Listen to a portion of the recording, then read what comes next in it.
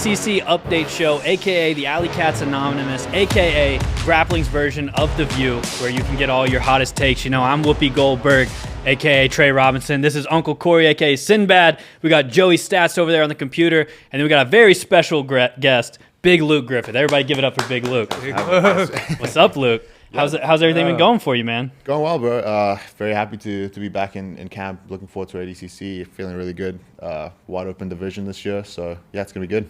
Nice. So you've been we were supposed to see you against Victor Hugo, obviously recently. You had to pull out of that one. Yeah. What's been going on with you? You've been dealing with a little injury, or? Yeah. So small injury after the kind of match. I kind of had like a little bit of aggravated rib, and then kind of just exaggerated the injury in training a couple of days later. So, you know, I thought I might be able to heal up in time for the Hugo match, but my main concern was if I re-injured it during that match, would I be able to compete at ADCC? So after consulting with John, we decided it was better to, you know, we could make that match happen at a later stage, but rather heal up in time for ADCC. So yeah, feeling good. Body's pretty much, I would say, close to 100% now. Like I was telling you guys earlier, it's mostly just like mentally right now. I've got to be conscious of, okay, actually my body is fine. I'm okay to do this move. You know what I mean? For sure. But overall, yeah, feeling pretty good. So I know, obviously, New Wave is pretty notorious for training 7 days a week, you know, kind of no days off, always going. You either taper off, train light if you need it, or have hard rounds. But what does a Danaher student do when they're injured? You know, what's going down in Luke Griffith's life whenever he can't actually train? Yeah, so honestly, learning Japanese. That probably would have been a good idea, honestly. But I was going a little bit insane because I would go to watch training, and then it's like John doesn't even he probably doesn't even care that I'm not training. He knows I'm injured, but in my mind, every time he looks over at me, I think he's thinking, oh, why isn't Luke training? Yeah. So then I'm like, okay, I'm not going to come into training because I don't want to get the guilty stare. But then I don't go to training. And then I'm like, oh, man, I should be watching training. So this whole time I'm just like in this vicious circle of like depression and anxiety because I can't train. And when I'm at training, I feel like, you know, I'm getting judged for not training, even though it's all in my head, you know what I mean? But yeah, so it was kind of a mix of, you know, like staying home, like going into watch training. I did a lot of film study, obviously. I like to watch Gordon's matches a lot, especially now that I'm doing plus 99. He won that division last time, so I watched a lot of his matches, just kind of trying to keep my mind current. But yeah, that's pretty much what it was like. I had a bit of a hunch on what I thought maybe you'd be doing, especially if you decided, you know, okay, maybe jiu-jitsu is not for me. I'm going to follow another career path. I think I figured out what I think you would be doing. What do you think that would be? All right, so you're kind of, you know, like became notorious for hitting smother chokes. Yes. All right, AKA the mother's milk. The mother's milk. All right, so I got a little graphic I actually made. I made this after you won European trials because you won in the finals with smother. And so, and then right here, I got a little printed copy for you framed. Thank you. The little Luke Griffith as the Milkman, that is a product of Danaher Dairy Farms. If you look on the bottom.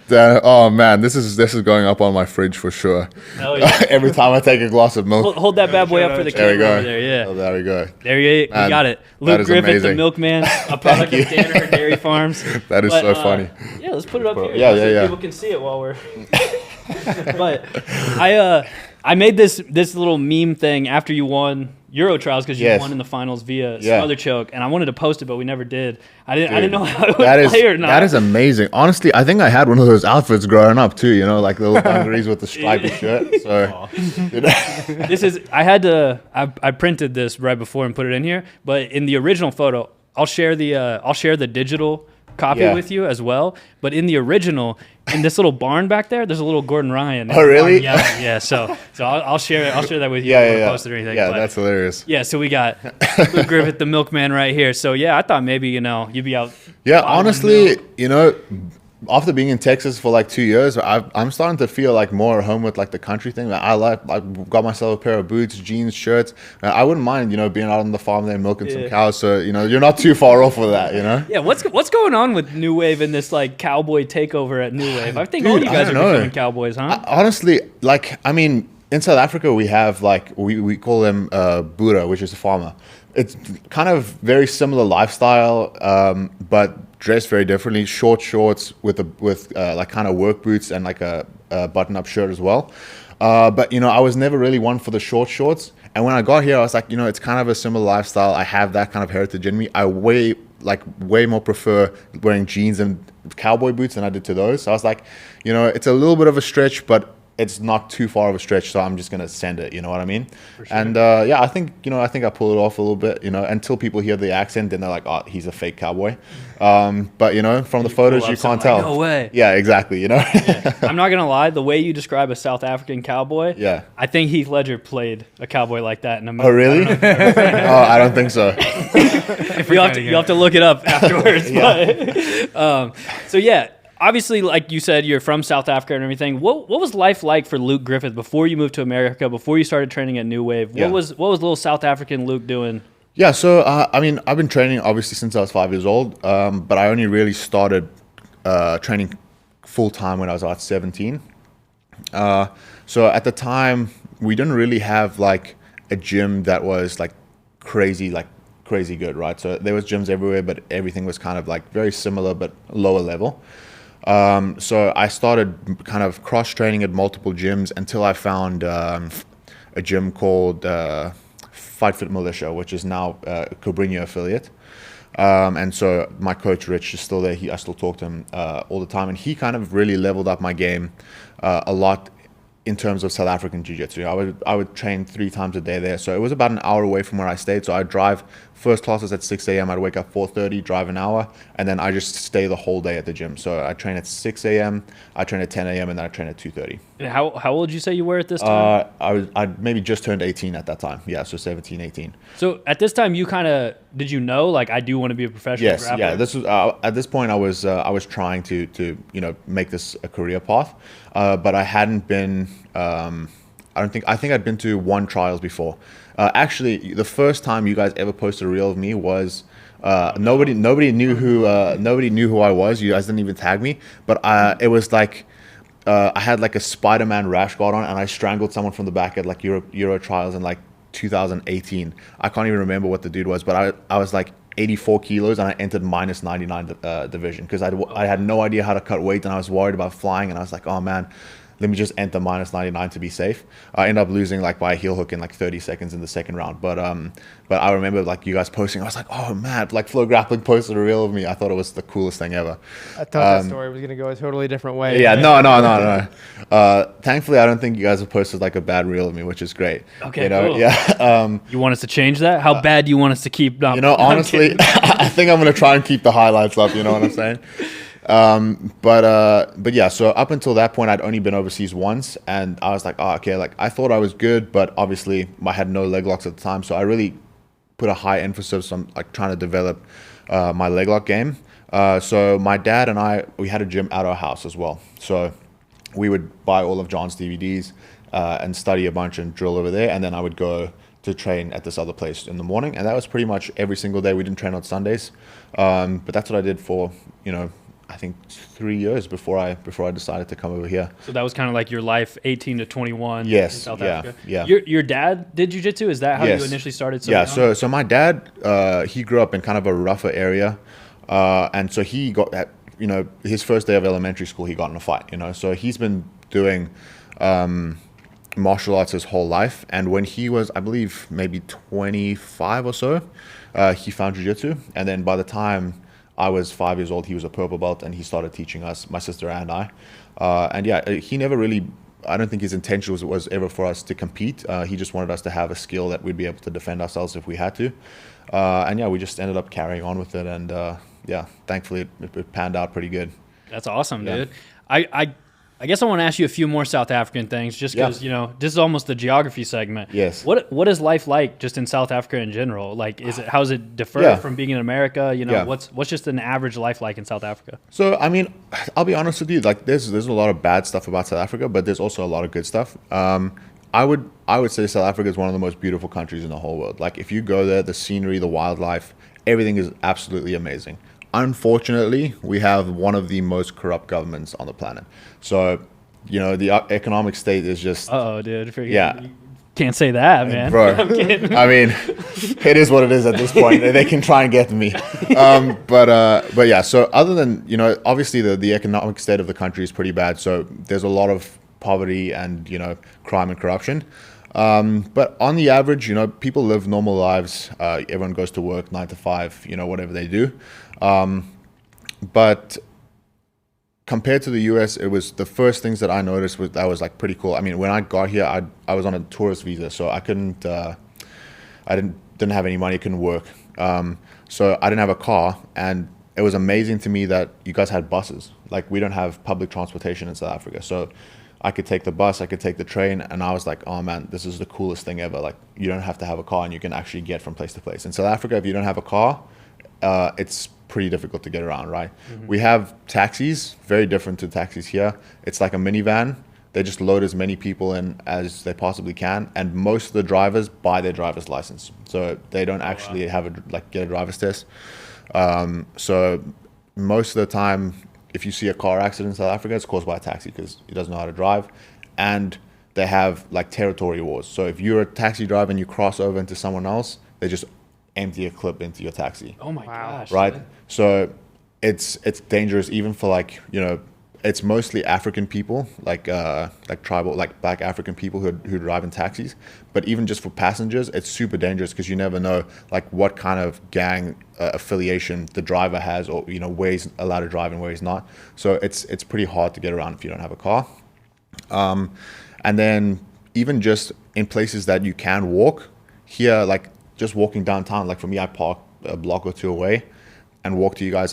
That's something you can't do in South Africa. Like if you walk in the city, very likely you're going to get mugged or, you know, raped, or like something crazy is going to happen, you know, in Joburg CBD. So that was big changes for me. Like in the beginning, I still have it to a degree, but like just walking down the street every like 10-15 seconds, look over your shoulder, make sure no one's following you, like you're not on your phone at all while you're walking, like stuff like that you don't really have to be as aware of here as you do in South Africa, you know. So just things like that. But overall, I think you know, South Africa is a beautiful country.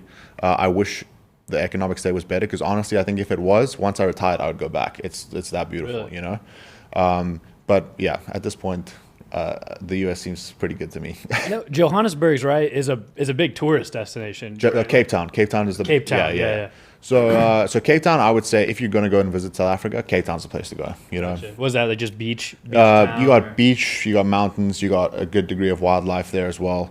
They have a kind of a good mix of everything. And the political party that runs Cape Town is a lot better than the one that runs the country, right? So very similarly to like to here, where you have like the president, but each state has their own governor. Yeah. Right. Kind of similar to that, you know, like the party that runs Cape Town is the DA, whereas the government that's in power over the whole country is the ANC. The DA, not perfect either, but they do a better job of keeping everything clean and kind of running things better.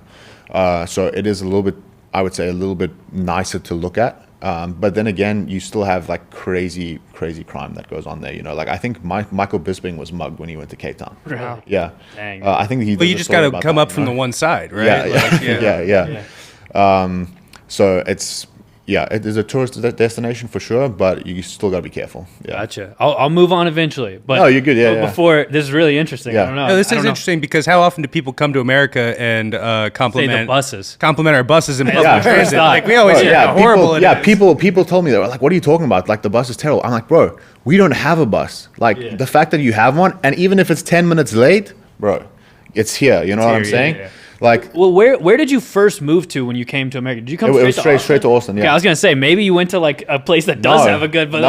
Our bus system is not great. Yeah. but I guess better than nothing. Better than that. Bro, so I'll tell you a funny story. So South Africa put like a railway line from one side to the other, and they were like, "Okay, cool, let's order some new trains." They ordered the wrong size trains for the railway. No, dude. So now that we have, and that was like they couldn't return them. So now they just have like these brand new trains that they wasted however many million on that are just standing in the station. They can't go anywhere. Dude, that is crazy. Yeah, I'm like, bro, how do you even do that? I don't know why that like that just wrapped my head up in the idea of trying to return a train. Yeah, you know what I mean? Like you can't ship them back. So now they're like, people have just stolen like parts and shit off of it. That's a real bad day at work. Yeah. When you find out that you ordered the wrong size train, that's a real rough moment. They can't ship them back because they have the wrong trains. How are you going to ship them back? On a train? Yeah, exactly. You know? Yeah. Hey, dude, that's a rough one. Bro. That's a rough one. It's really bad. And then the next one was like, laugh at your country. It's just ridiculous. It's laughable. I mean, that's why I brought it up. But I mean, it's not the only thing. Like the first time they ordered vaccines for COVID, they ordered the wrong vaccines. It was for something completely polio different. Vaccines? Yeah. I don't know exactly what they were, but they were completely useless against, I mean, all of them pretty much were, to be honest. But it had nothing to do with COVID. They just, ordered the wrong ones. So I'm like, dude, whoever's ordering something. You guys are set against polio, though. Yeah. Sure. What if like the only thing holding South Africa back from being like a world superpower is just one person who works in like the logistics department at the government who keeps placing wrong orders? I know. Like as soon as they get them out, everything else is just going to be like moving. I wish it was that easy, man. I think it might be from the 2 stories I know about South Africa. Yeah. I think the problem with the government that's in power right now is that all of them are that guy. You know what I mean? There's too many. There's just too many of them. Yeah. Do you have a crazy taxi story in South Africa that you were a part of or anything? No. I mean, them? Yeah, I didn't. Thankfully my parents had cars. We didn't really have to take taxis. And I'll be honest with you, like most white people don't take taxis. Like they come from like they mostly pick up black people. And I think honestly, because white people are too scared to go in the taxis, you know what I mean? Like every now and then you'll get a few people, like if there's like a big like sporting event and you can't park at the event, like there'll be taxis who come in and pick everyone up from parking bays and take them. Kind of like a shuttle. Yeah. Like I would say that's probably the only time I've been in a taxi, like an actual taxi. Gotcha. But I mean, there's been stories like, okay, my dad was driving down a one-way one time, and there was a taxi just parked in the road in front of him and started reversing backwards down the one-way, but there's nowhere to go. And so my dad has a pretty old, like beat up truck that he uses for work. So he was like, okay, well, I guess I'm just going to drive into this guy. Yeah. So he just drove into him onto the side, bumped him off, and carried on going. But it's like, you never know, like, why is he reversing down a one-way? Like, that's the kind of thing I was talking about. You're like, okay, like, even though nothing might be happening, you got to be thinking, okay, like, is this guy's coming down a one-way? What's going to happen? Is he trying to get out of the car? Like, you just things like that, like you can't stop, like at a red light at nighttime, most people drive straight through. Like you slow down a little bit, look side to side. Too, actually. Yeah, but it's kind of like stupid for you to actually stop at a red light at night. You know what I mean? That's crazy. So just kind of stuff like that. Right on. Sure. I feel like it's similar vibes to some of the stuff I've heard people tell stories about Brazil and stuff. Honestly, very similar. South Africa. Very similar. Have you been? I haven't been to Brazil, but I've spoken to Nicholas about a lot of stuff, and there's a lot of similarities. I for sure think that I mean, at least the part where I'm from in South Africa doesn't sound as violent as like the favelas and stuff like that with the guns and stuff.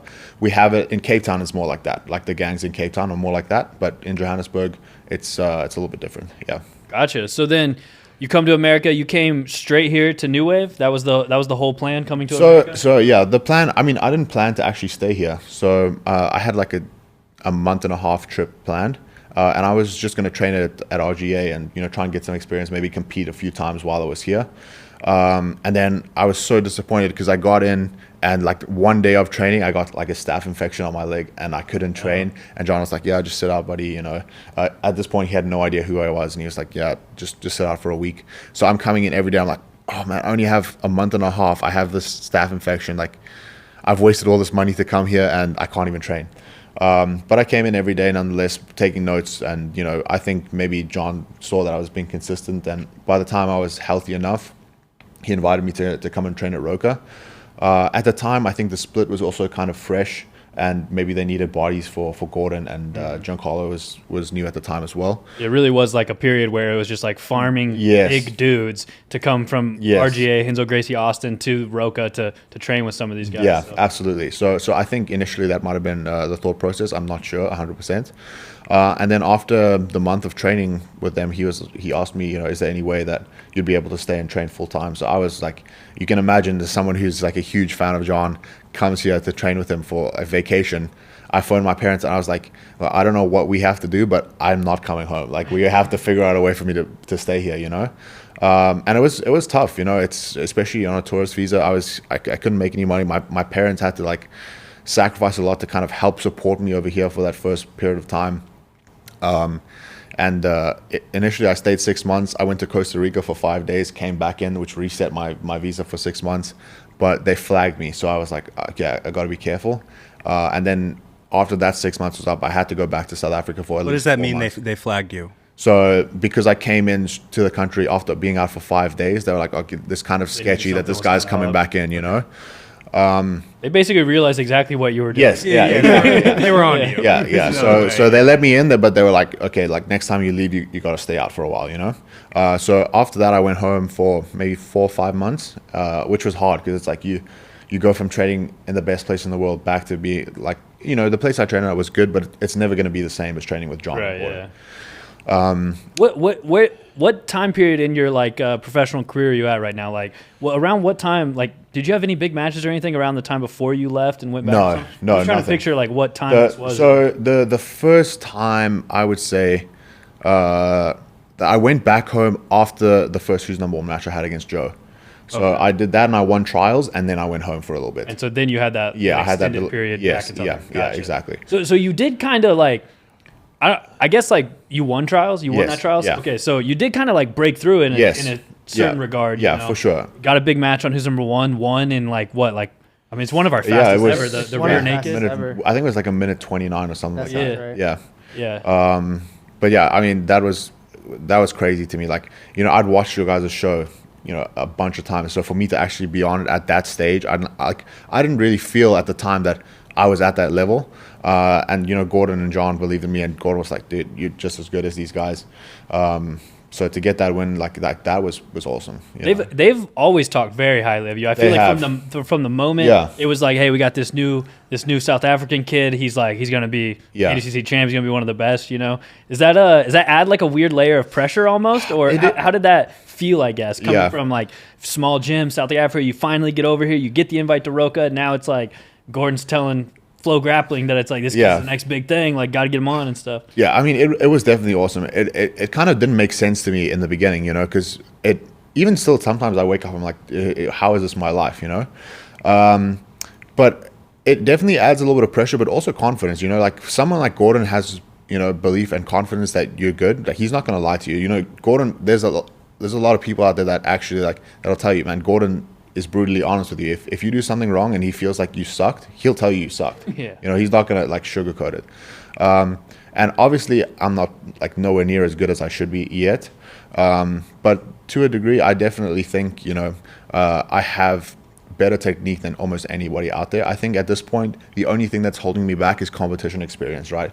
So growing up in South Africa, obviously there weren't as many competitions as some of these guys in Brazil that are growing up competing every weekend. Here, they're competing every weekend.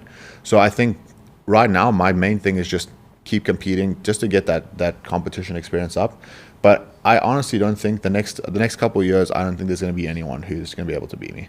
So it definitely helps having John and Gordon though in the corner of just, you know, perfecting everything. Definitely. What what the process look like for you getting back to America after you spent that little 6 months or whatever back in South Africa? So once I got back to South Africa, Roll Forever, which is my sponsor now, reached out to me and they were like, hey, the lady who runs it, Betty Broadhurst, she's an ADCC referee and she helps out a lot of athletes with visas. And so she reached out and she was like, hey, I heard you're looking for a visa sponsor. Like, we talked out the details and she ended up sponsoring my visa. So what happened was I flew back in. Once you apply for your visa, if you're in the country, you can't leave. And if you're outside, you can't enter. So I was like, okay, let's wait a little bit, wait till I come back and then apply. So even if it takes however long it takes, I'm here and I'm able to train and compete. So we got that application in when I got back. And I think it was the July of 21. Or maybe 22, I can't remember. And then, after that, it was ADCC, and then I won Nogi Worlds, and I had the UFC Fight Pass bracket that I did pretty well at. So those kind of things came through, and then after that, my visa was approved, and yeah. Nice. So shout out to Betty Broadhurst. Yes, absolutely. Yeah, she's awesome. Yeah.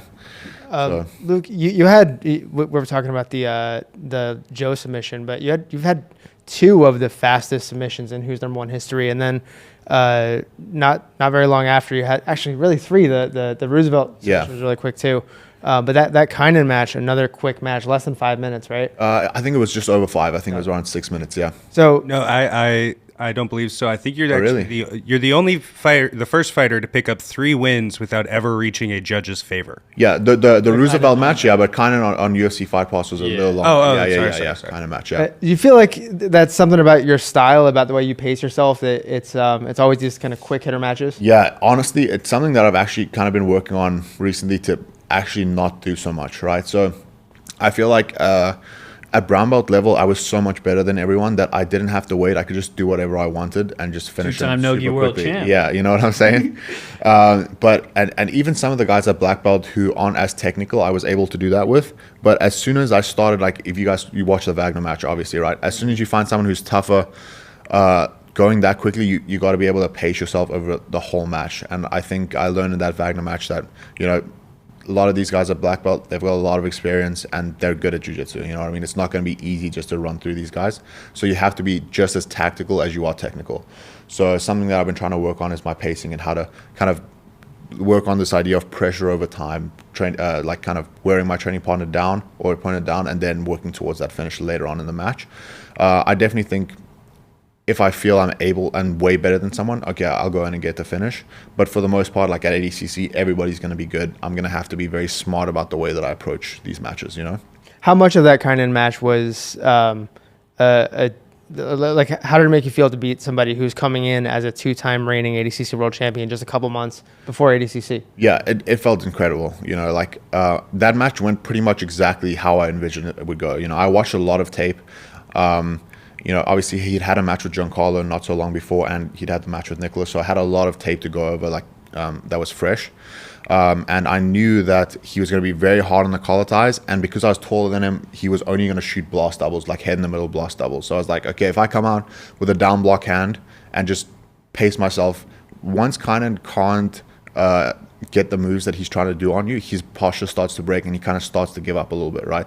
So I knew around between the 4 and 7 minute mark he was going to start to break, and after 4 you guys could see in the match he started to go downhill. His head was bobbing. Every time he breaks contact, he walks back and he does that little bit of a skip. That's when you know, okay, this guy's getting tired, right? He's getting frustrated. And then I was like, okay, if I can get underhooks on him, I can get behind him. And then he was lazy with the collar tie and he kind of reached with a hook, and that made me be able to get that underhook in, throw him by and get behind him. But yeah, that throw by that I hit, me and Nicholas were literally practicing in the room right before I walked out. I was like, everything was perfect the way I planned it to be, When you watch tape, how often are you trying to pick up on little idiosyncrasies like the skip back to the center means he's getting tired? Does that come up often? Are you really trying to look for those little things? Yeah. So a lot of times when people watch tape, they look at everything that somebody's good at. They're like, oh, he's good at this, he's good at that, so I got to stay away from this. But a lot of times when I watch tape, I try and focus on what he's not doing well, right? If I focus too much on what he is doing well and limit myself, okay, now I don't want to go there, now I don't want to go there. Now I'm limiting myself, I'm not limiting him. But if I look at the portions of his game that he's not so efficient in and maybe he's making mistakes, now I have my full game and I'm aware that, okay, when he does this, I can capitalize on it, right? So those are kind of the things that I'm looking at more when I'm playing with tape.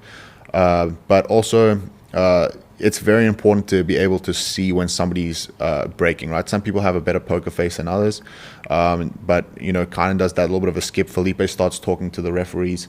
There's all sorts of telltale signs that these guys do when they start to mentally break. Do you know what your tell is? Do you have a tell? I probably do. I haven't watched myself. I hate watching matches of myself when I lose, which is a bad trait. I should probably watch more of my losses, but I hate watching it. But every time I go to Gordon's house, he forces me to watch matches that I lose. I go over and he's like, "Oh, let's watch." To help you or to mess with you? Both. I could probably see both. Kind of going both. Yeah, probably both. Yeah. We go over him and Nat. Honestly, I go over and Nat's like, "Oh yeah, let's watch the match where Luke just sucked and lost." So dude, Nat is mean sometimes. Oh, dude, she's ruthless. I remember one time I was in Albuquerque, New Mexico. Gordon went out there to train with John Jones, and I flew out with him to make a video about it. Never got to come out because John Jones ended up pulling out, but hopefully someday that'll get to be dropped because that'll be a sick video. But we were at Trader Joe's, and I was just making a joke. I was like, Nat, if I start eating all this stuff, am I gonna get jacked like Gordon? And she was like, I don't know. It will probably take you a very, very long time to not be so fat. And I was like, damn, dude, what the freak? Yeah, it was a lighthearted thing. But then last WNO, she saw me and she was like, "You look like you're thinning out some. Maybe putting on some more muscle." And I was like, "Well, I know you mean that because you say some really mean things." Also. No, she's super sweet, you know. But she messes with us just like she's one of the boys, you know. And the problem is, it's like she's with Gordon, so you can't really hit her back with much. Yeah, you probably could, but everyone's scared, right? Yeah. But like I know her a lot better now. Like, you know, I've hung out with them a lot, so you know I go back and forth with her. But in the beginning, she says something that kind of sharp like that, and you don't really know what to say. You're like, should I respond with something, or do I just be like, oh, you know, okay, thank you. But you know, she's ruthless with it. Yeah. All right, well, we got your trials run, this most recent trials, queued up. If you wanna kind of just watch through it, talk us through, kind of put us in the head of Luke Griffith at this trials. You know, what was it like? What were you feeling kind of heading into this one? So this coming into this trials, I was feeling quite a lot of pressure actually because I came off the loss at Aiga, and I mean, obviously not a good look going into the trials, you know. So I was like, I had a lot to prove. I know your only blemish on this crazy streak you were on as well, right? Do you remember how many? It was, I think it was 83. No, I think it was in the 40s. I think 47. I think 47 and 1. Yeah. Gotcha. But yeah, so I was like, I had a lot to prove coming into this. I was angry that I'd lost. And so I was like, I'm just gonna go out here and just submit everybody. Yeah, it looks like you're a little. Yeah, I'm one of those guys that like I can't sleep at night if I lose. Like when I lost to Wagner, I couldn't sleep for like 2 weeks. Yeah. Okay. Yeah, it was crazy. So yeah, I came in here. I was like, I'm just gonna come here and just destroy these guys and just prove that I made a mistake, but I'm still, you know, one of the best guys. You know. This was a crazy side of the bracket you had too. Like right here, you got the Polish Punisher. He's a trials winner. You got Marcin Marciulowicz. Yeah. Yeah, he's tough. I fought him twice actually. I fought him at Nogi Worlds in the Absolute as well. Is that the final? Semi. Yeah, it was the finals. No, you're right. Yeah, it was the finals. But yeah, he's tough. I knew coming in that he was one of the favorites, so I studied his game a little bit. He's definitely got better leg locks than most of the guys in minus 99. So you can see here I was doing a good job just controlling the ends of the levers at the ankles, making sure that he can entangle my legs. And yeah, that's what happens most of the time when I start passing. People try and turtle and either exposes their back or I get into this chest-to-chest position. Do you prefer mount or the back? Because you get to both quite often. I get to both often. I'm always going to choose the back over anything, right? I think once you're behind somebody, there's so many less obstacles that you have to go through to finish them than when they're in front of you. So if I had the choice, I'm always going to take the back. But I mean, I feel pretty proficient in finishing from mounted position nowadays. So either or is pretty good.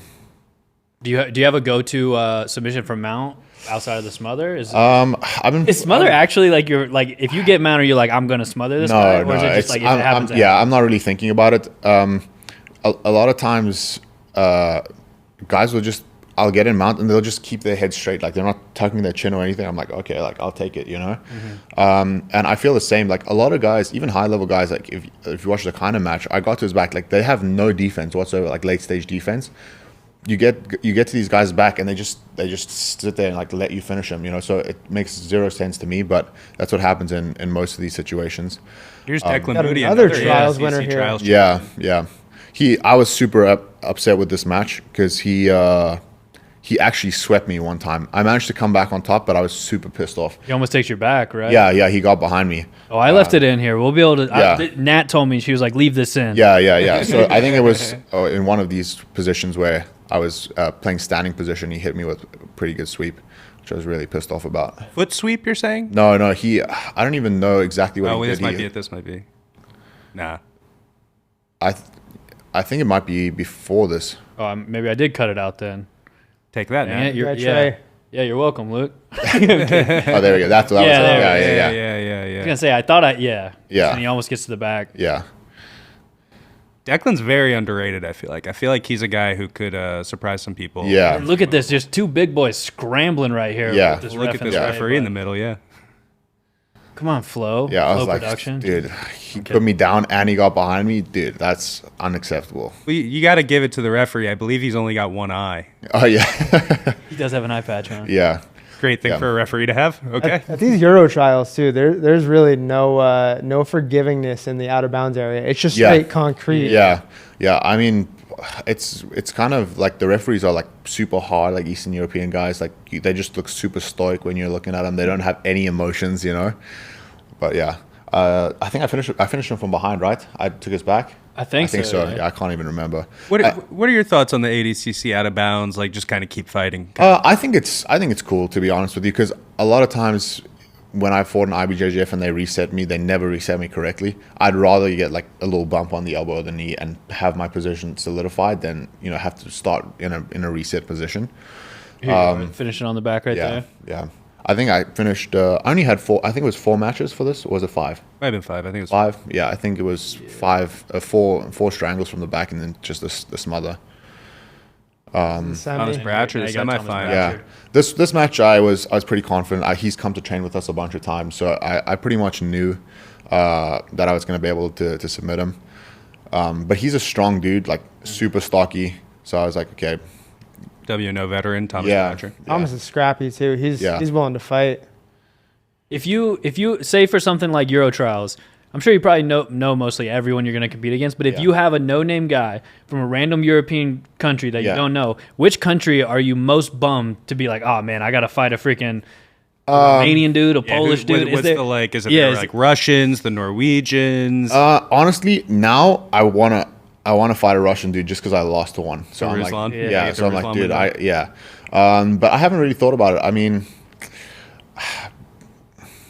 I'd have to think about it. Maybe like Polish dudes are pretty tough. I feel like that's one of the hot spots right now. Yeah, for I think jiu-jitsu. I think Polish guys are pretty tough, you know. But other than what's his name, Marcin or the Marcin. Yeah, I don't really know who else they have in my weight category. That's actually in your weight class. I don't know of any. You know any other ones? Marcin, obviously the big one, trials winner and everything, but. Final ADCC veteran Miraz Abdoyan. Yeah, I didn't even know who this guy was until afterwards, but he had a pretty back and forth match with Gaudio at was it 29? Obviously Gaudio scored on him a bunch of times, but he couldn't finish him. Boom, big boy duck under to the mount. That was Luke the wrestler. Dude, I've been trying to work a lot on my stand up. It's getting there. It's still got a long way to go, but you know, we made some improvements, so I'm happy with that. Is Big Dan giving you any crazy words of wisdom in the corner, or? Honestly, Big Dan shouts literally everything like at the same time, so it's kind of hard to follow. It's like he's just shouting random things all the time, and then if you don't do exactly what he says, he just swears at you for not doing what he says. He gets mad at you. Yeah, he gets mad. Yeah. So and then afterwards he'd be like, "I told you to do this," and I'm like, "You didn't do it." I was like, well, what do you want me to do? Like, I tried something else. It worked. You know what I mean? So he's like one of those funny guys. It's so funny to be in an argument after the match. I love that. And he's like one of the best guys ever. But when he corners and you don't do what he says, he gets so mad. Yeah. So that's kind of awesome. That's also John. He just doesn't say it. Yeah. John is. I love when to work. Luke Griffith. I love when John corners, because the way John is, like, he doesn't talk the whole time, right? The way John corners is, he's confident that, for the most part, we know what we can, like, what we need to do. But if there's something that he sees that maybe is not so obvious to us, he'll let us know. But if you have like so much information coming into your ear all the time, it just makes your decision making longer, right? Mm-hmm. If I have more things to think about, now it's taking me longer to decide which one I'm. Mother choke in the final. Yeah. Dude, I was happy with that win for sure. This is the birth of the Milkman. That was the birth of the Milkman. This is your second trials win, right? You won the second one. You won the year before this as well. Which one felt more satisfying to you? I would say the first one had to be the best, right? Because it was something that I'd been working towards for so long, and like it finally come to fruition. I was expecting to win this trials, you know. So the first one definitely was better. Yeah. Gotcha. That's crazy, man. Like you were saying though about Danaher in the corner versus someone like Big Dan.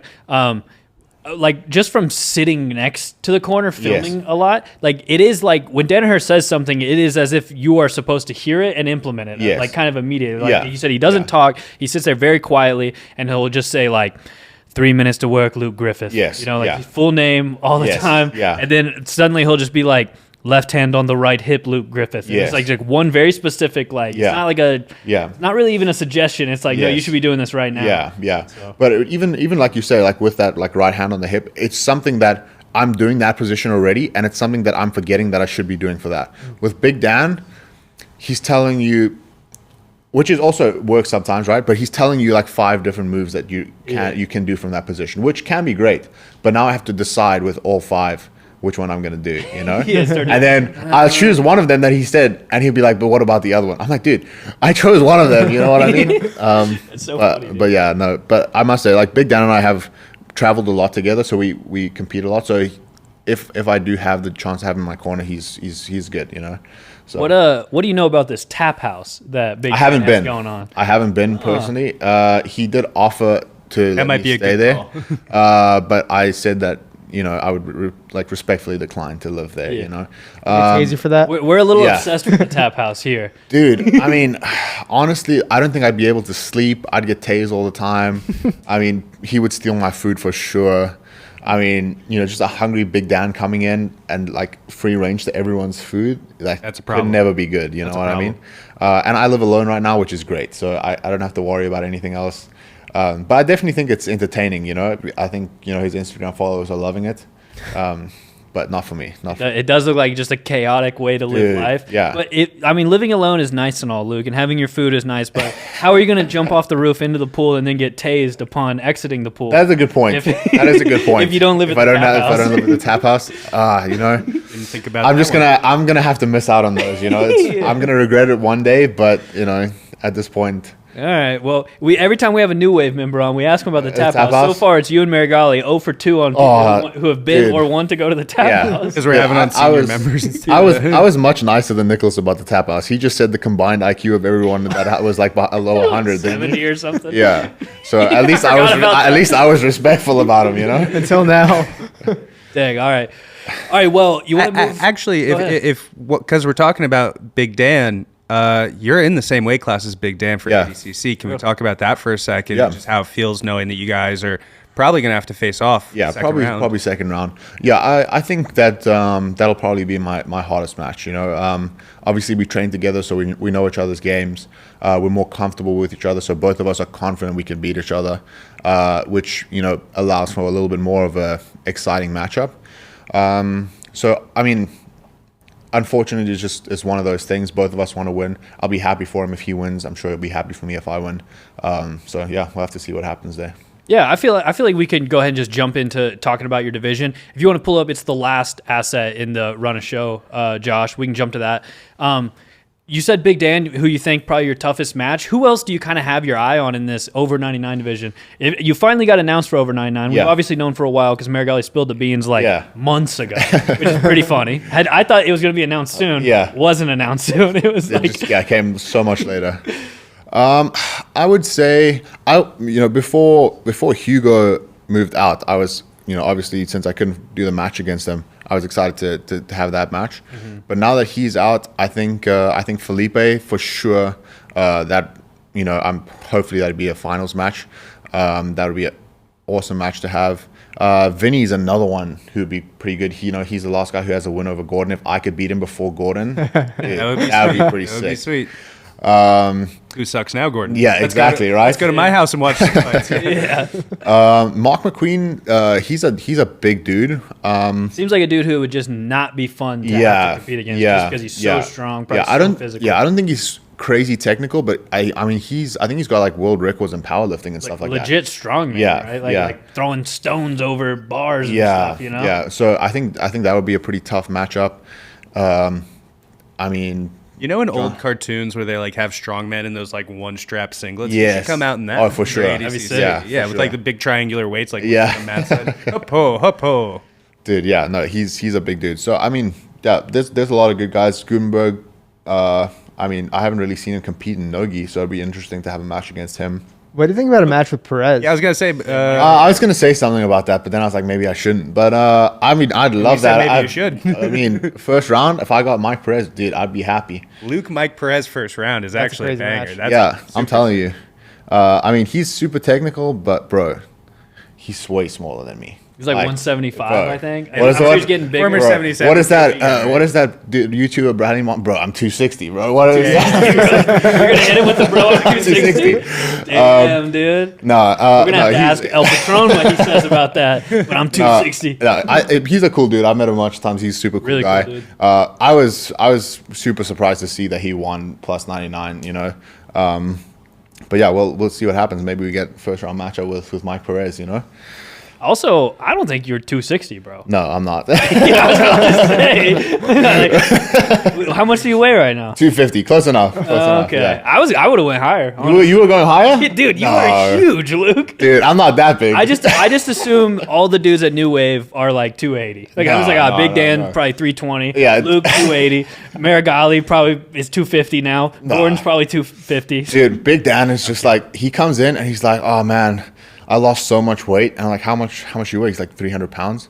I'm like, how much weight did you lose? He's like 10 pounds. I'm like, bro, It's like it doesn't make a difference. 1%. Yeah, it's like, it has nothing. But yeah, I think Marigali's like 230 right now. And I don't know what Gordon's weighing. He's looking a little bit bigger, he but was like somewhere around like 228 or 225 Yeah, something like that. something like that for his Josh Saunders. yeah, match. yeah. Josh Saunders, big boy. He's a big dude. Yeah. Yeah. Another huge dude. Tough guy. I would assume though they'd probably put him same side as Felipe, since Felipe beat him last time, and he's a Oceania Trials winner. So we'd have to see. The brackets they're so hard to It's really predict hard this because- year, right? Yeah, because it's I don't know. It's just not just straight up normal. Yeah. 1 through freaking 16 seeding. Yeah. It's also like teammates have to meet and like the trials versus past medalists. Like it really is this like kind of crazy. And sometimes they try and keep guys who fought at ADCC Yeah. away from each other. Yeah. So there's that. Like there's making these brackets is not easy. Yeah, Right? no, I There's can- a lot of I math can going imagine. into it. But yeah, I think honestly, pretty much anyone that's in the bracket is going to be a tough match. You know, once you get to ADCC, everybody's at a very high level. So Sure. That's what I was going to say. The brackets are actually maybe not that hard because it's like, how bad can you mess it up? Yeah. Yeah, that's going to be amazing. it's gonna You be know what I great. mean? Yeah. Whatever you come up with is probably awesome. yeah, for sure. I think your division is kind of a like you said, it's like all tough matches, all Yeah. stacked dudes, but it's also a wide open division is. where it's kind of like, all right, let's Yeah, see. it could you know? literally anybody could win it. You know, For sure. So yeah, I'm super excited if I could win ADCC, it'd be great. That'd be epic. All right, let's move on to our final segment. Real question. let's A quick go. question.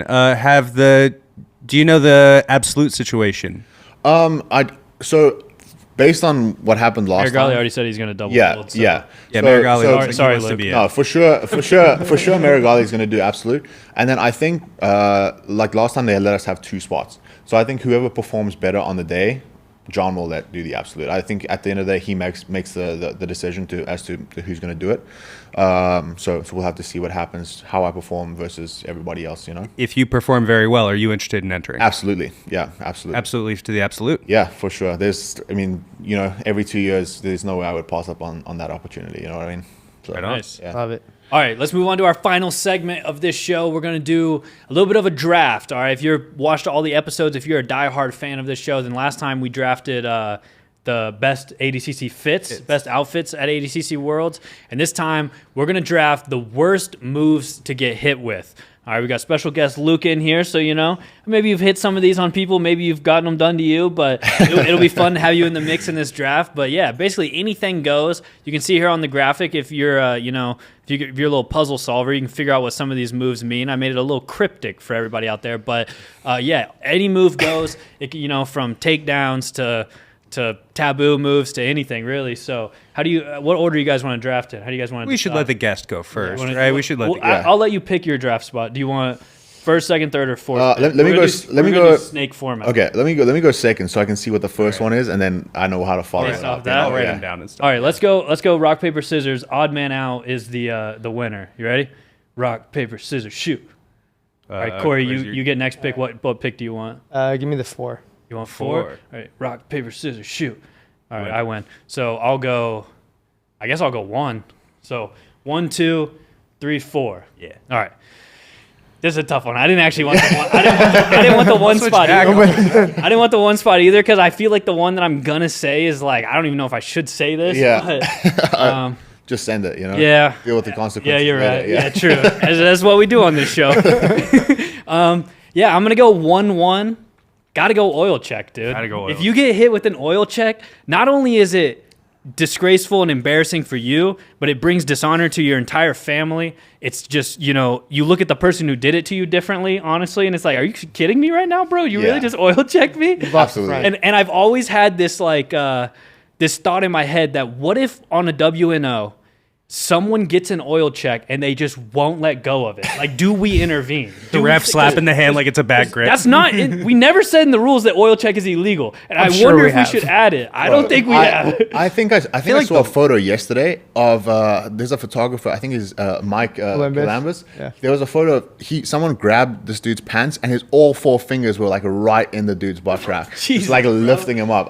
It was the worst photo I've ever seen. I was like, dude, it sucks to be that guy for sure. Oil check is a rough one, Yeah. dude. I think no one wins with an oil check. It's similar to like a headbutt. You know, you don't, no one wins that. So I gotta go 1-1 oil check. Okay. How you gonna follow that up? I think it has to be third post. You know, we're not gonna go with the name. Vader choke. We'll call it the Vader choke. The Vader choke. You know what we're talking about. In a mounted position, you just post on someone's neck. That is You tough. reinforce it with the knee, bro. And actually going as far as being submitted or put unconscious is like, it's tough. That's tough. It's tough for sure. One of my favorite moves in the training room, though. Not gonna lie. This is the right guy for this draft, dude. I have a feeling a few of these are going to be your favorite. Yeah. Oil check I stay away from, but you know. You don't got to lie because we're recording. Oh, Yeah, man. for sure. I guess I'm up third. I'm gonna go with the true submission. I feel like these are kind of just moves. I'm gonna go with the true submission. Z-lock. Keep me away from the Z-lock because that is like. Yeah. It has an element of fear. You see somebody get put in a Z-lock, man, anytime this thing could snap. So third overall. It's like tricky in the sense that Z-lock is like, there's not a lot of pain before breakage. Yeah. You know, where it's Just kind of like, after, nah, whatever. Is this really? And then it's like, boom. And it's like, Yeah. oh, shit. Well, I guess I'm done. And it's knee and hip too. You can get a lot. Look at Kennedy. You know, at the last ADCC, he got put out for almost a year. Yeah. I think over a year. Yeah, so really tough one there. Corey, I'm going to keep it in the leg lock category because some of you guys have gotten to become a really big fan of this lock, and I hate fighting it. I hate trying to get out of it. It's the worst. Owen, I hate you. It's the A block. A block, yeah, your teammate. You experienced Reverse the A close block? guard is Never once hit me with it. Oh shit! Never once. Couldn't know. No, it's he manages to hit it a lot. Honestly, like in the beginning, I was kind of skeptical, but he makes it work for sure. Definitely an embarrassing one to get hit with. You know, like reverse close guard. It's like it's an awkward position to be in. You know, you feel like you can't go anywhere. Yeah, it's tough for sure. Definitely an awkward one. This is one time I would consider an oil check. Gotta break this guard open. That's a good point. True. That's a We very good might point. have to go tit for tat on that. Yeah. But it is a sick move to hit on Corey because Corey is better than me at jiu-jitsu. But every now and then I can just shoot a reverse close guard and then I'm hunting A blocks, baby, just freaking on his ass. But Man. All right, Corey, you got Number one. number two, I'm debating between two of them. I got to say wrist snap. just the Straight up full- wrist snap, Yeah, Ooh. that is tough. The Fabrizio style. Yeah, exactly. Oh, yeah. dude, that one he hit at Aiga was crazy. Did you see the one at South American didn't see trials? that. No, I didn't see that one. He He hits spun one. the guy like a top. It was really? unbelievable. He hit it at South American trials on this Peruvian dude and just like snaps the dude. The guy literally spins like over Yeah. 360. It was like a that's crazy. 720 or something. Yeah. Like it was I've tried to hit it. Never ever once get Can't even do it? close. I've hit it Yeah. exactly once, and it was right after Fabrizio did it to me. Yeah. Dude, it's such a sick looking move. wrist snap is brutal. Yeah. The snap is brutal. Man, there's a lot of good ones still on the board. Want to choose this one. Gonna hold off on that for right now. I'm gonna go just pure up wrist lock. Just a wrist lock. Nobody wants to get hit with a All-time wrist lock. classic. Yeah. Everybody, you know, it's cheap move. You could be killing somebody. They bang on a little cheap wrist lock you didn't see coming. You got to tap. Yeah. Stinks a lot. Yeah, for sure. Also, one of the I would never sweetest- tap to it. I'm You do have crazy flexible wrists. I do have flexible yeah. wrists, but no. I think hitting a wrist lock on someone is one of the sweetest moves to hit. Because you know it's a little cheap. Like Yeah. It's kind of a little bit on both sides. Like especially even feel like a I- trickster guy. I like when Yeah. someone's posting real hard when you're trying to pass and you do a little hip Yeah. switch wrist Yeah. lock because it's like, dude, you should just let me pass. bro. In my opinion, wrist lock is worse than like a smothered choke. Really? For sure. You know, like at least Worse in someone's what way? whole body. Like it's you feel more feeble, you know, because That's kind of what I'm someone's just like controlling your hand and you can't do anything about it. You know, with it's a very At least with the limp-wristed smother- position. yeah, It's a yeah. very limp-wristed position. Yeah, I mean, it's like smothered choke. At least like my whole body weight's on top of you. You can't move. Like it's you're stuck there, you know. But with the wrist lock, it's like I can be moving and my wrist is it's getting the best. You just isolated this small portion of me. Exactly. The best wrist locks are still from like when I could have finished a different submission, but I chose wrist lock. Yeah. Like you have the omoplata locked in and you just smash the wrist. Yeah. Freaking Dante last ADCC against Majid, right? Just had a Kimura side triangle dilemma, all good to go. It's like, you know what? While I'm here, beep. Yeah. No, absolutely. Back to Luke. I think we're going to take down Fireman's carry has to be super. Like Fireman's Owen Livesey hit me with that in the finals of the first trials I won. Dude, that's super embarrassing. The whole crowd is getting hyped up because they're like, "Oh, it's so cool," but you're the one who got thrown. Yeah, that's fun. That is a good pick because a fireman's carry looks so badass. It does. Like shout out Nicky Rod 2019. Yeah. Like that highlight is everywhere because it looks so sick. Yeah. But to be the guy receiving it, not quite as cool. Yeah, for sure. So that's a good pick. All right, coming back around on the turn. What do we got some good ones left still. Got some good ones. Got all the jiu-jitsu left. I know. I don't know if I want to go abstract and like pick some weird ones that people just have done to me, you know, make it more of a personal thing, or if I want to go general shitty moves. I'm gonna go for my first pick, smother. I'll put smother on there because it is just a brutal thing to have happen to you. If someone genuinely gets it and like kind of like how you mentioned, you can like tuck your chin and turn to the side. Yeah. Like, there are certain people that if I know there's someone who likes to smother me, if they're starting to mount me, I just go like this because it's like, all right, well now you can't. Yeah. But if they lock your arms and your head is stuck facing forward, it's such a bad feeling. Terrible. Yeah. Time to put Trey on the spot here. Have you been smothered before? Of course, dude. Nice. But that's because my open, dynamic, fun that's what style it is. sometimes Yeah. leads me to, Absolutely. Play around a little too much. Playful, you know? Yeah, and I just, I'm like a guy like me creating so much, you know. But no, Bill specifically is the guy who smothers me all the out freaking Bill time. Watts. Bill Watts, he's a dude, you know. I think so. I feel like Long hair? Yeah, I think so. Yeah. Long hair, not as nice as Trey's. Yeah. so yeah, the smother's brutal. It literally is just like I think one of the worst like physical feelings is being smothered, where you're like actually like it oh feels my like you're God. drowning. Yeah. It's like a true panic, like a weird feeling of true panic. Right. So I'll say that one, and then my next pick is going to be foot sweep. Like getting just I thought foot about swept. that one. I Just thought about that clean, one. like you got the foot sweep you guys do, you know, where you kind of throw them by, and then Yeah. as they're walking away, you just kick the leg out. Yeah. Dude, you guys always look so awesome when you do it, and the person it happens to looks so lame. I know. Like it's like I know. it's like an ultimate. Like I'm not even touching you besides one little whoop, and I just freaking got Yeah, your and you go ass. flying. Yeah, Gordon does it so good. Like almost every time you guys come into film, Gordon hits like 3 or 4 of them. For sure. On purpose, Yeah, for 'cause- sure. Yeah, because it looks so good. But yeah, I agree with you. That's one of the sickest looking moves ever. It's in that fireman's carry Yeah, category yeah. of like, dang, dude. Yeah, and for it's just like it's also such a satisfying move that it's like so perfect timing, you know. Yeah. So, all right, back to you, Luke. I would say buggy choke.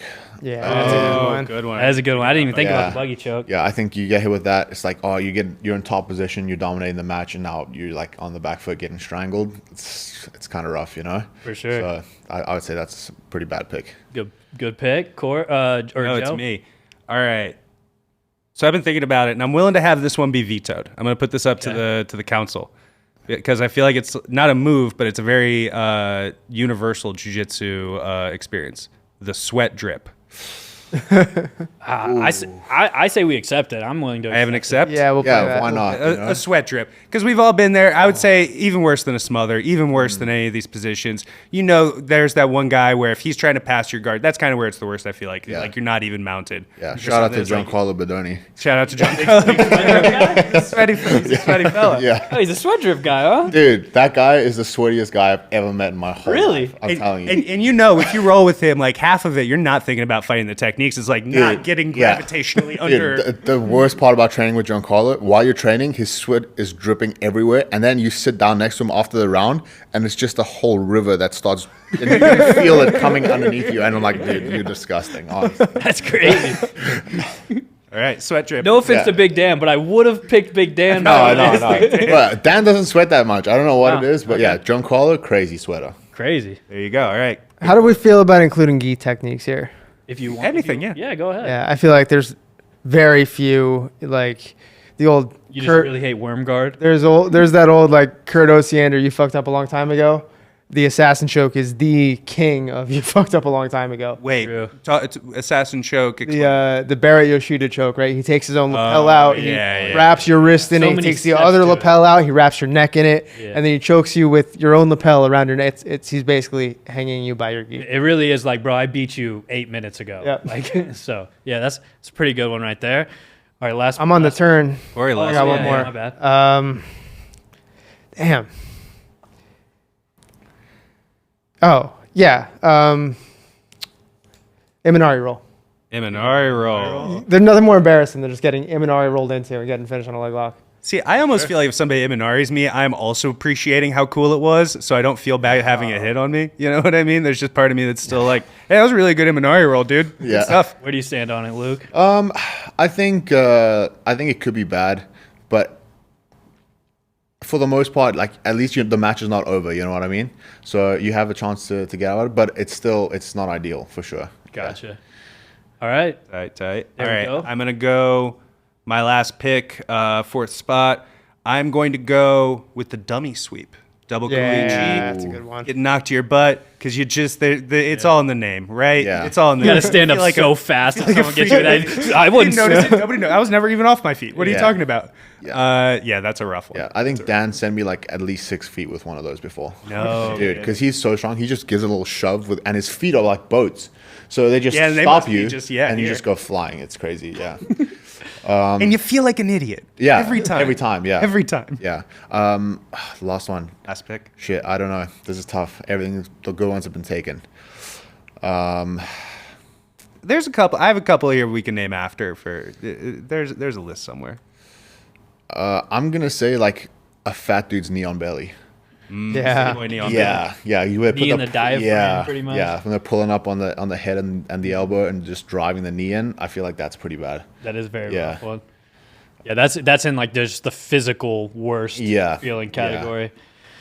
All right. So last pick overall. I got a bunch of abstract ones that I'm like, I don't You could know. name them. What are you thinking of? Yeah. So some of these will be honorable mentions. I don't know which one I'm going to pick. One thing comes to mind is a wet willy.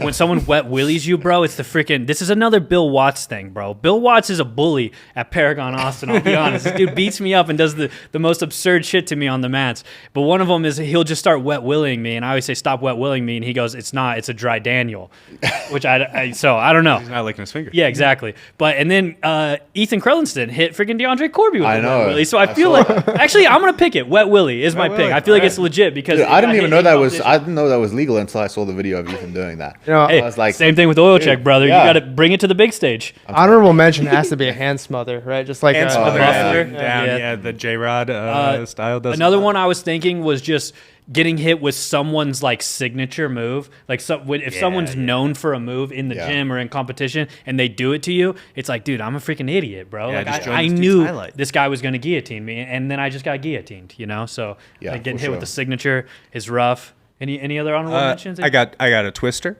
Twisters. Twister's pretty bad. Spladle. Banana Spladle. split. Banana split, spladle, cousins. Yeah. Very similar. For a different reason, for a less embarrassing reason, for more like I'm happy my knee isn't broken reason, Connie Basami's can be a little. Oh, I have yeah. Connie written down here. Yeah, it's kind of in the Z-Lot category too, right? Like kind man, of that's- following up on what you said. Also, what could be embarrassing is the move of the day. Like Move of the day. over the day. Oh, move that's bad. That's kind of bad. Yeah, dude, that might be a miss by us. Yeah. that'll Big get moved of the day. Move of the day is embarrassing. Move of the day sucks. Ezekiel always sucks. Getting the fist in Yeah. the throat. Crucifix. You're stuck there, arms out, just Yep. kind of T-Rex arming it. That's most of the ones I had. Yeah. Dang, dude, move of the day is That's a good one. That's a good one. I'm glad that one came to me. Yeah. I'll say it, Luke. If you want to put move of the day on your list, we will do that for you. Would you like to include move of the day instead of big fat guy's knee on belly? Yeah, I think let's switch Okay. that out. Move of the day is yeah, good. let's switch Yeah, that out for sure. That's solid. That just bumped up your overall Yeah, list. yeah. What's read the list? All right, so here's the list. We'll start. Trey picked first. He went oil check, smother choke, foot sweep, a wet willy. Okay. Luke Good list. Luke went second. Vader choke, fireman's carry, buggy choke, and the move of the day.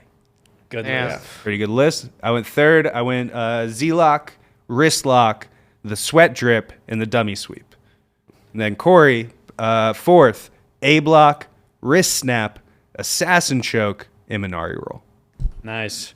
So, All right. tough picks. They're all pretty good. Those lists. are tough. Yeah. Good game, fellas. Yeah, I like when Good we game. have Let's these see drafts. what the online. Yeah, we'll see what the commenters have to say about this. That rules the show. I do like every time we draft these, like when we drafted the best outfits ADCC history, I kind of always go with kind of silly ones. Corey goes real serious jiu-jitsu techniques and Joe's somewhere in the middle. So we got a good mix here. It's a good variety for sure. Do you have a favorite? Me, I'm just correct. Yeah. Do you have a favorite ADCC outfit all time? I think it has to be Gary's like USA outfit. Yeah, the you know? USA Really good Yeah. one. Yeah. 2019. Yeah, Gary always has like the fire outfits, you know what I mean? And he goes super crazy with it, but his personality just pulls it off so Yeah, well. it fits very well. So yeah, All I'd confidence. yeah, exactly. I'd have to be Gary. A couple of my favorites ever is Jeff Glover in a tank top? and Yeah, baggy, the baggy shorts, shorts. and That was then good. Yuri Samoy's headgear With the biker mustache. shorts with a Yes, mustache. yeah. That's a good look, dude. Yeah.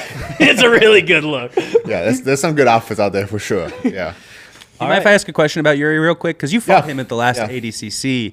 I remember being backstage after everything had kind of finished, the super fight was over, and I heard John talking to you about, you fought Yuri. Yuri won the absolute. Yeah. It should give you confidence. Do you feel like it did give you confidence, seeing your level against the guy? who was At the that high? time, no, because obviously I was crazy disappointed that I lost. But looking back at it with my first ADCC appearance, and somebody who had already won ADCC twice, to go the full length and not get scored on, it was a pretty tight. I mean, obviously he won the decision, but it was a tight match. It was impressive, but it's not something that like I was satisfied with. So yeah, it gave me a little bit of hope for like, okay, I can improve on this, but I didn't have much confidence coming out of that match because I was so disappointed about losing, Gotcha. Yeah. So hopefully we'll get that one back. We'll get that one back. Let's see. For sure. All right. Well, thanks for joining us, Luke. Dude, It was a thanks for pleasure having having you on, man. Yeah. A lot of fun. Thanks for doing the draft, telling us a little bit about South Africa, all that. And anything else? You guys got any? The boys competing at the Austin Open this weekend. So right, let's Reed, Joe, myself, and Trey will be getting our hands dirty in That's right. the Austin Open. Planning on smashing everybody. I'm going to meet Davis Asari in the freaking absolute. Dude, and hopefully, crush that kid. Hopefully hit him with a smother choke. Yeah, might have to. I'll definitely oil check him. I know that. All right. Thank you guys for tuning in. As always, we'll see you guys in the next episode.